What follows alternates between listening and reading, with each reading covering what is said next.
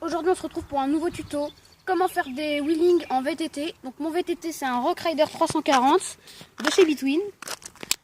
Alors juste avant de commencer, les freins, si je peux vous donner un petit conseil, desserrez-les un peu de manière à ce qu'on soit obligé de tirer vraiment pour que ça freine.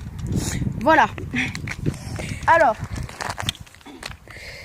donc si vous n'avez jamais fait de roue de votre vie, si c'est la première fois, ce que vous allez faire, c'est que vous allez vous mettre en petite vitesse, de manière à ce que ça mouline. Alors, vous allez vous mettre en plateau 1, vitesse 1, voilà. Mes posements, ils sont défoncés. Alors, la technique. Donc moi, je suis droitier. Donc si vous êtes gaucher, vous mettez la pédale gauche en haut. Si vous êtes droitier, vous mettez la pédale droite en haut. Donc je suis droitier. Ensuite, vous mettez votre pédale en haut. Vous mettez comme ça. Et en même temps que de tirer, vous allez mettre un gros coup de pédale. Et aussi, il ne faut pas aller très vite. Si vous allez très vite, vous n'allez pas réussir. Alors vous allez à cette vitesse-là. Et regardez, hop, vous tirez. Et voilà. Alors, ce que vous allez faire pour vous entraîner, c'est que vous allez le faire beaucoup de fois.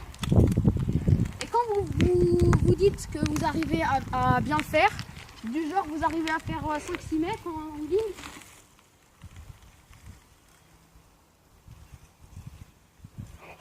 voilà à peu près ça, et bien vous allez augmenter les vitesses. Vous allez augmenter les vitesses. Donc vous allez passer de la vitesse 1 à la vitesse 2, de la vitesse 3. Bon, moi, pour l'instant, je cadre en vitesse 4. Et je me débrouille bien, on va dire. Ensuite, pour le frein, là, ça va entrer en jeu, le frein. Donc le frein, il va vous servir à faire quelque chose. Des fois, en wheeling, vous allez être en wheeling et il va se passer ça. Donc vous êtes en wheeling et là, d'un coup, hop, vous tombez de votre vélo en arrière. Et pour éviter de tomber votre vélo, et ben, vous allez mettre un coup de frein. Regardez. Donc là, je suis en wheeling. Et là, je vais tomber en arrière. Bon. Voilà. Avant, il va falloir un peu s'entraîner. Et au bout d'un moment, vous allez réussir et ça va donner ça. Vous voyez, au lieu de tomber en arrière, vous tombez en avant. Hop.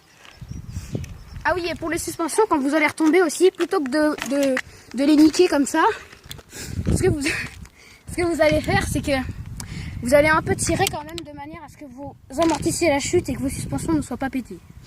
Bon, après les miennes elles sont trafiquées donc elles font plaire.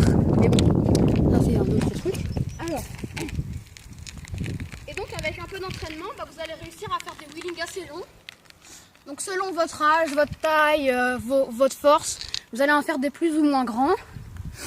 Et aussi, voilà la blague de merde. Oui, vous allez en faire de plus en moins grand. Et regardez, moi avec un peu d'expérience, moi j'arrive à en faire des moyennes. Donc j'arrive.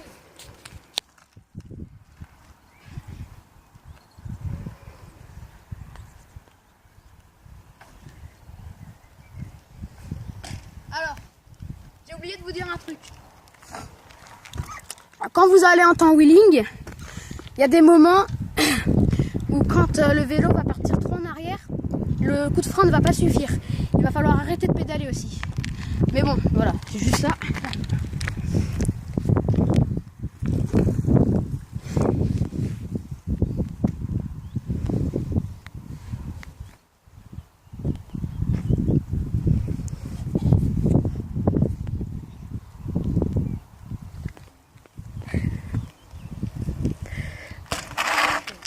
Alors voilà, bon, et encore, j'en ai pas fait des très longs. Donc voilà, avec un peu d'entraînement. Et aussi, je voudrais vous dire un dernier truc avant qu'on se quitte.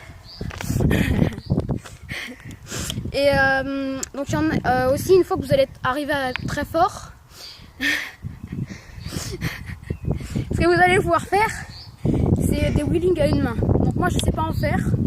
Après, je peux juste vous donner une petite technique pour commencer. Je sais qu'il faut mettre sa main là et ensuite là, regardez. Pour commencer, les wheelings à une main, vous allez cabrer et tenir ici. Voilà. Et moi, j'y arrive pas encore bien, mais je travaille dessus. Ce sera peut-être une vidéo pour vous apprendre à cabrer à une main. Mais ça sera dans une prochaine vidéo. En attendant, n'oubliez pas de vous abonner, de partager et surtout essayez de cabrer en VTT. Voilà, salut!